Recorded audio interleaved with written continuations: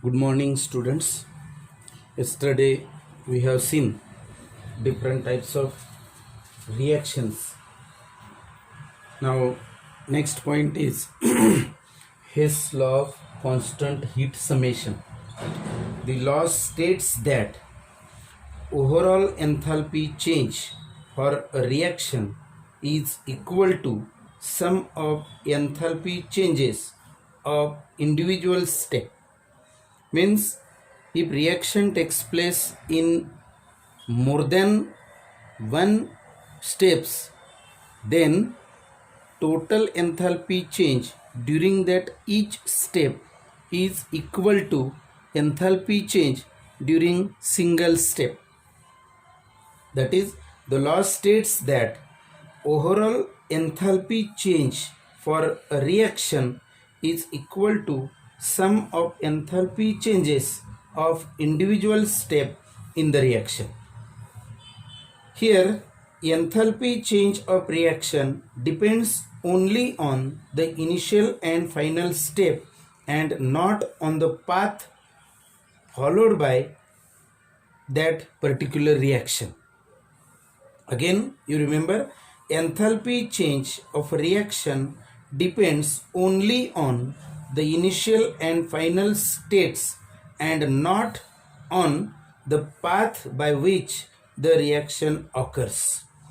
Consider example, when N2 gas react to H2 gas react with N2 gas, it gives N2H4 and standard enthalpy of reaction is plus 95.4 kilojoule.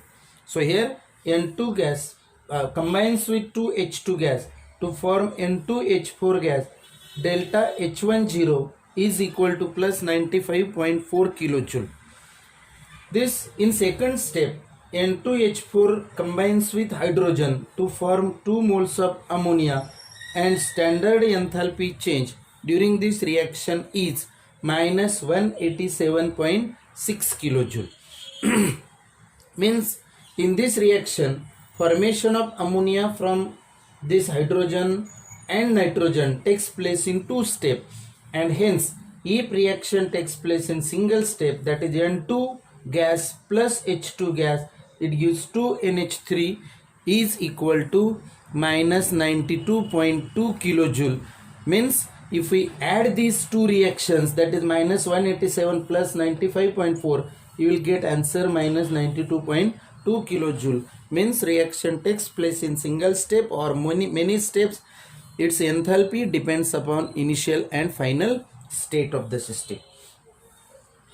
That is, the sum of enthalpy changes for step 1 and 2 is equal to enthalpy change for overall reaction. The next point is application of this Hess law.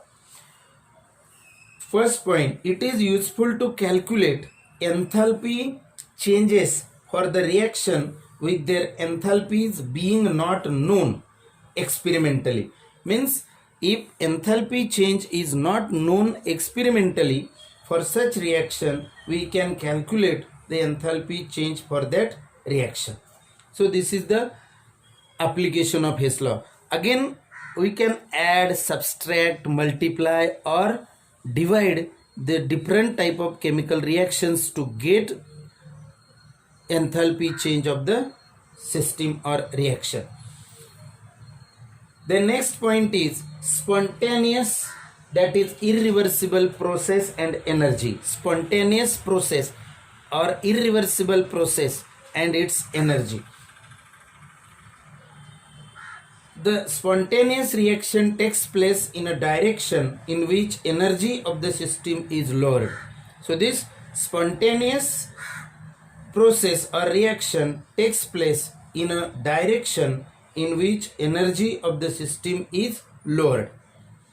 Second point is it is accompanied by a release of energy. Means these reactions are exothermic. For example, NaOH react with HCl to form NaCl plus water. That is, this reaction is neutralization reaction. Means base combines with acid to form salt and water. In this reaction, the standard enthalpy change of neutralization is minus 57 kilojoule per mole.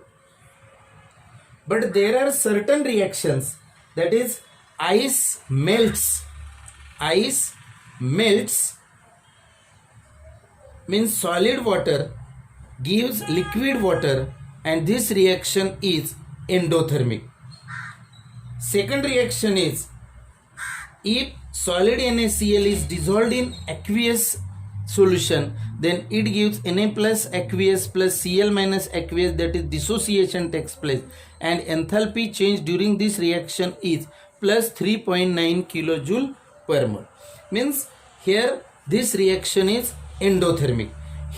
Therefore, exothermicity is not the sufficient criteria for the deciding spontaneity.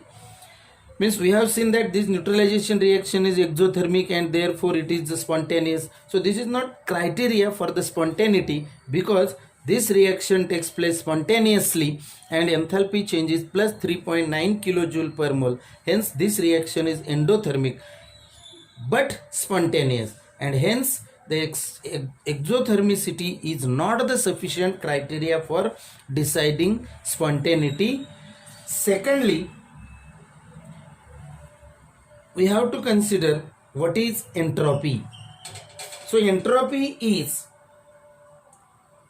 a measure of molecular disorderness or randomness.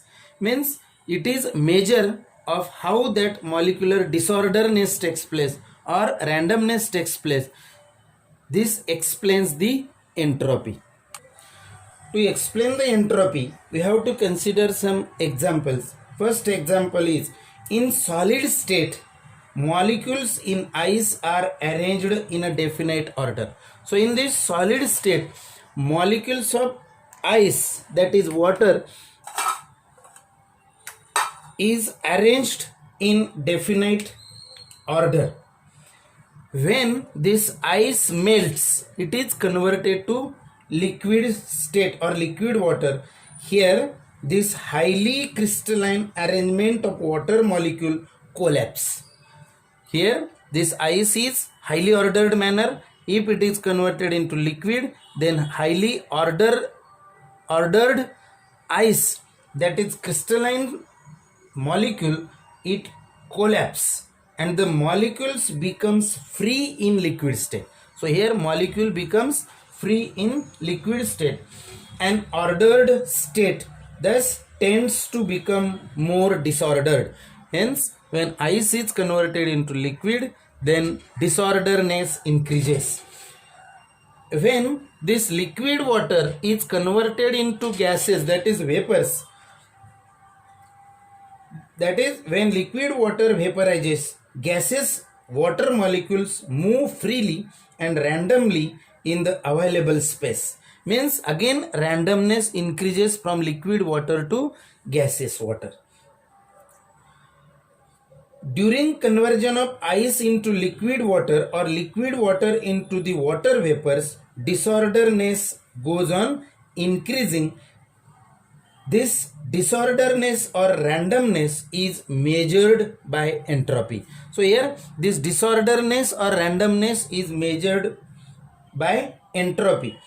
Therefore the entropy of substance increases as it phases from solid to liquid, that is as this ice passes into liquid state or liquid passes into gaseous state, then disorderness goes on increasing. For example, if we consider dissolution of iodine into the water, then it gives aqueous iodine, and here delta S is positive because delta S is equal to S2 minus S1, that is entropy of product minus entropy of reactant. Hence this delta S becomes positive because disorderness goes on increasing. Consider another example. H2 gas is converted into 2H gas. Here this delta S becomes positive, means again randomness goes on increasing, because here 1 mole of the gas is there, here 2 moles of the gas is there, and therefore delta S is equal to S2 minus S1. So we can calculate the disorderness or entropy change. An entropy change of system is equal to the amount of heat transferred, that is Q reversible, to it in a reversible manner, divided by temperature in Kelvin at which the transfer takes place. Means this delta S is equal to Q reversible upon T. That is, entropy change is equal to Q reversible, means heat transferred to it in a reversible manner, divided by absolute temperature, that is temperature in Kelvin at which the transfer takes place. Here this delta S is expressed, delta S is expressed in joules per Kelvin, joules per Kelvin, or delta S or S is a state function. Here delta S or S is a state function. So remember this point, that delta S is equal to Q reversible upon T.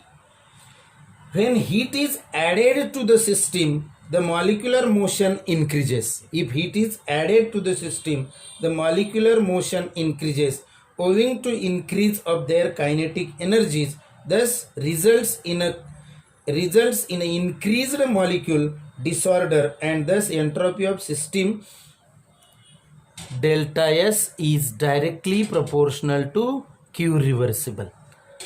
Okay, see again, when heat is added to a system, the molecular motion increases owing to increase of their kinetic energy. This results in increased molecular disorderness, and thus entropy of system, that is delta S, is directly proportional to Q reversible. Secondly, the effectiveness of the addition of heat to increase randomness depends upon temperature. So this delta S is again depends upon temperature. So it is inversely proportional to temperature. Delta S relates reciprocally to temperature at which heat is added. So you remember this point. Tomorrow we will consider what is the relation between entropy and spontaneity of the reaction.